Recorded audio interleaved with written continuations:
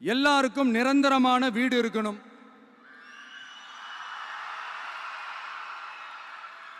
ஒவ்வொரு வீட்டுக்கும் ஒரு மோட்டார் சைக்கிள் வாகனம் உறுதியா இருக்கணும்.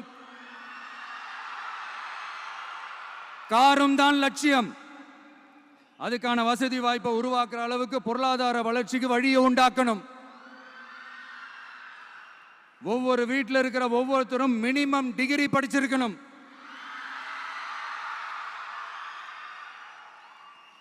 ஒவ்வொரு வீட்லையும் குறைந்தபட்சம் ஒருத்தருக்கு நிரந்தர வருமானம் கிடைக்கணும்.